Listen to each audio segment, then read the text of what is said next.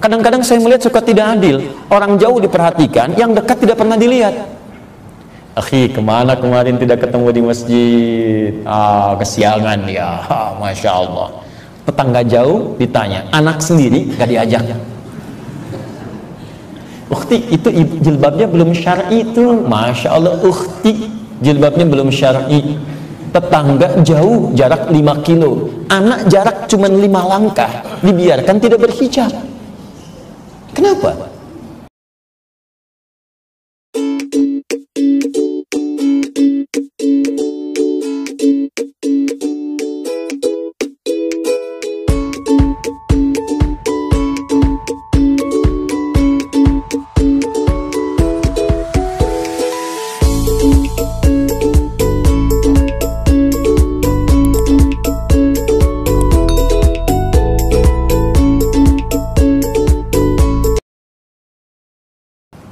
Allah menawarkan di Al-Quran surah ke-52 ayat 21, paling kiri sebelah atas.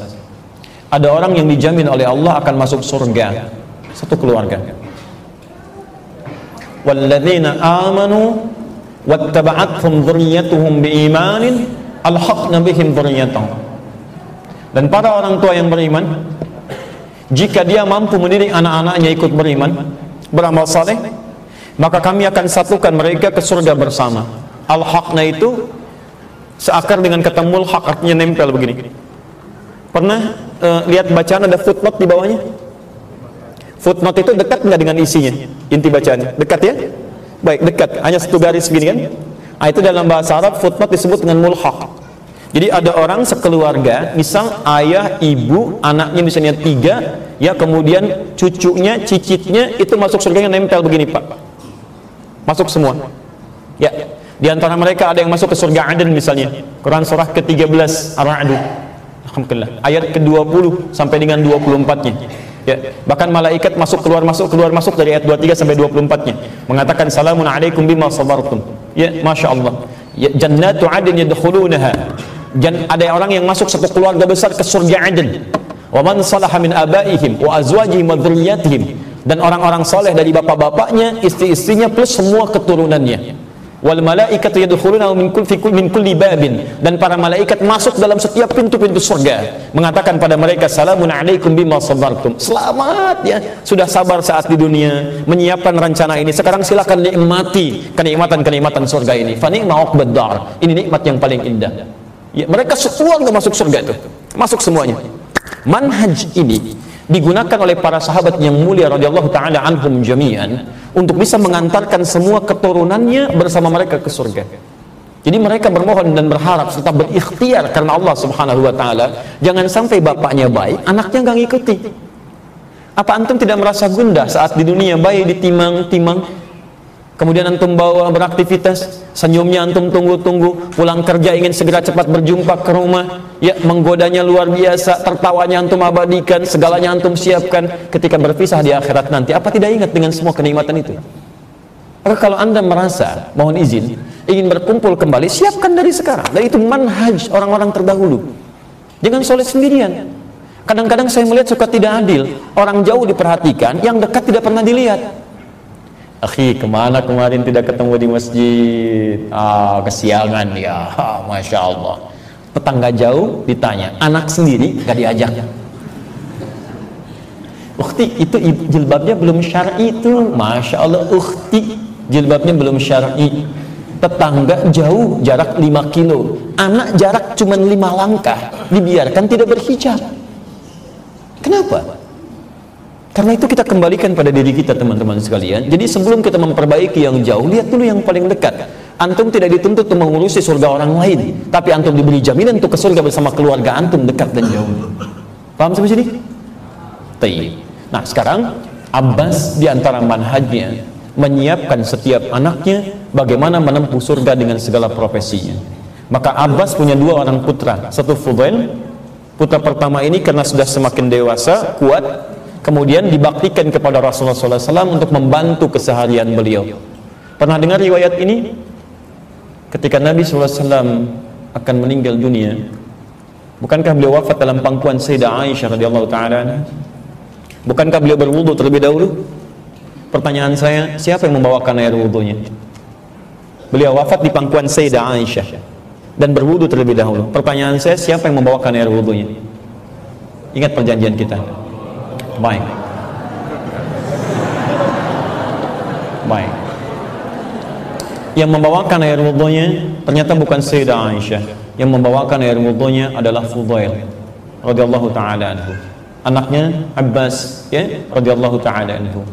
Jadi saking disiapkannya oleh beliau, ini yang bersiap membantu Nabi sampai di penghujung hayatnya masih sempat membawakan air wudhunya. Perhatikan teman-teman sekalian, bagaimana visi kehidupan dibangun oleh beliau. Anak keduanya, karena ini masih sangat belia, sangat kecil, maka beliau berpikir tajam. Anak kecil ketika belajar itu mudah menangkap pelajaran, bagaikan mengukir di atas batu. Ya, kecepatan ingatannya akan lebih kuat, potensi pengetahuannya lebih dalam, maka diinvestasikan oleh beliau untuk dihadirkan di majlis Nabi supaya belajar pengetahuan dari Nabi, dan dari situ dihadirkan cinta kepada Nabi. Maka sejak dia dilahirkan, diberikan rezeki yang halal, mulai tumbuh dia merangkak, dibawalah kemudian setiap dalam kajian bersama Nabi. Kadang-kadang dia merangkak didoakan oleh Nabi sallallahu alaihi wasallam. Doa itu yang populer diajarkan sekarang oleh para ulama agar anak-anak kita cepat menangkap pelajaran seperti anak ini nanti cepat menangkap pelajaran. Allahumma faqihni fid din wa 'allimni ta'wil. Seperti Nabi mengajarkannya, Allahumma faqihhu fid din wa 'allimhu ta'wil. Ya Allah, tolong Abdullah ini cepat pahamkan urusan agamanya dan buat dia mengerti sesuatu yang belum tersingkap. Nanti ada orang-orang kalau disebutkan huruf baru mau mengucapkan hurufnya. Kita sekarang akan belajar A, baru disebutkan A sudah paham dia. Oh, ini maksudnya kesini, kesini, kesini. Ada orang ustadz sudah menjelaskan hampir 2 jam, ditanya paham? Belum. Masya Allah. Saya ulangi ya, bla bla bla bla, sudah 30 menit. Sekarang paham insya Allah? Belum. Masya Allah. Nah, ini ada doa yang diajarkan pada Nabi, oleh Nabi pada anak kecil ini. Hebatnya, ketika misi itu dibangun, maka terjadilah hal yang luar biasa. Anak yang sering dibawa dunianya ke majlis ilmu, maka akan lekat dengan pengetahuan. Anak yang sering dibawa ke mall, maka akan cepat tahu harga-harga barang. Ingat baik-baik, manhaj para sahabat, dekatkan pada yang baik-baik. Jadi kalau bapak ibu punya anak-anak di rumah yang dirawat dengan baik, ingin dekat dengan Allah, ingin soleh dia, maka tugas orang tua memberikan perangkat yang soleh. Ini aneh kadang-kadang. Coba belajar dari manhaj Al-Quran surah ketiga Ali Imran ayat 35 sampai 37. Paling kiri dari pertengahan sampai ke bawah. Bismillah. Antum kenal Imran? Baik, luar biasa. Bismillah. Imran, ya,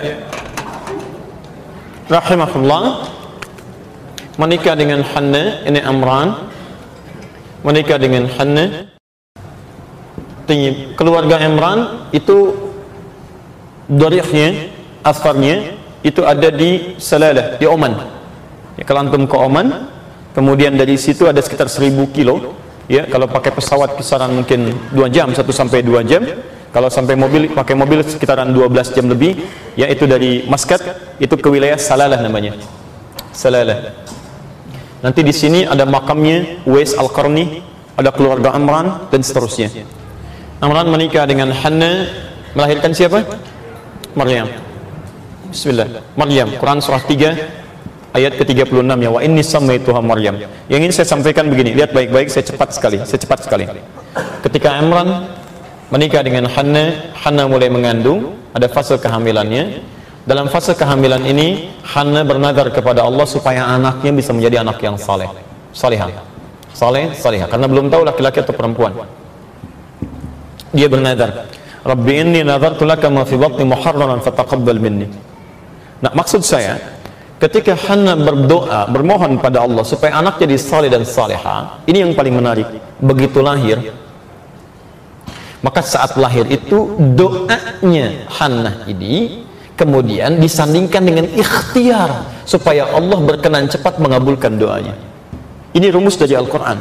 Jika Anda berdoa tentang sesuatu, maka jangan cukupkan pada doanya, sandingkan dengan ikhtiar untuk menunjukkan kesungguhan kita mengharap doa yang dimaksudkan. Maka apa di antara jenis ikhtiarnya? 1, diberi nama dia dengan Maryam, setelah itu dimohonkan kepada Allah doa tentang petunjuk kesolehannya. Wa inni sammaituha Maryama wa inni u'idzuha bika wa dzurriyyataha minasyaitonir rajim. Bermohon pada Allah supaya dihindarkan dari gangguan yang bisa mengalihkan dia dari kebaikan, yaitu gangguan setan. Ya, ini ingin anak jadi soleh. Faktor yang menyebabkan tidak soleh, setan. Maka begitu lahir, mohon kepada Allah supaya anak tidak diganggu setan. Karena itu kata Nabi SAW, di antara makhluk yang ketika dilahirkan saat sampai meninggalnya tidak diganggu setan, salah satunya Maryam. Ya, Maryam alaihissalam. Kemudian ini yang paling menarik. Orang tua menginginkan salihah. Lahir Maryam, berharap jadi salihah, tidak sekedar berdoa. Dicarikan tempat yang membuat dia salihah, dibuatkan mihrab, ayat 37-nya. Setelah itu dicari guru yang membimbing dia menjadi salihah, ditemukan Zakaria. Karena beliau bukan cuma orang pintar di masanya, tapi juga saleh, dekat dengan Allah. Jadi kalau antum menginginkan anak yang saleh, anak yang salihah, lihat manhaj Qur'annya. Tidak sekedar antum berdoa, tapi bawa perangkat-perangkat kesolehan itu dalam setiap titian kehidupan anak. Contoh, antum ingin anaknya rajin sholat misalnya, maka sekolahkan dia di tempat yang mengajarkan dia sholat, dan cari guru-guru yang mengajarkan sholat dan mempraktikkan sholatnya dengan baik. Bagaimana anak anda bisa sholat kalau anda cuma berdoa tapi disekolahkan di tempat yang tidak mengajarkan sholat, atau di tempat yang mengajarkan sholat tapi guru-gurunya malah sholat? Mustahil. Yang paling aneh, anak ingin anaknya soleh, tapi anda di rumah membeli perangkat-perangkat yang tidak membuat dia soleh. Mustahil. Nama anda soleh, istri anda solihah, tapi perangkat-perangkat hidup anda tidak soleh dan solihah, maka anak anda akan jauh dari ini. Anda pasang acara TV yang keluar dari konteks solehan, anda berikan dia majalah yang keluar dari konteks solehan, anda berikan dia handphone dengan perangkat yang keluar dari kesolehan, anda berdoa sampai kiamat kurang 2 hari, sulit doa anda terwujud.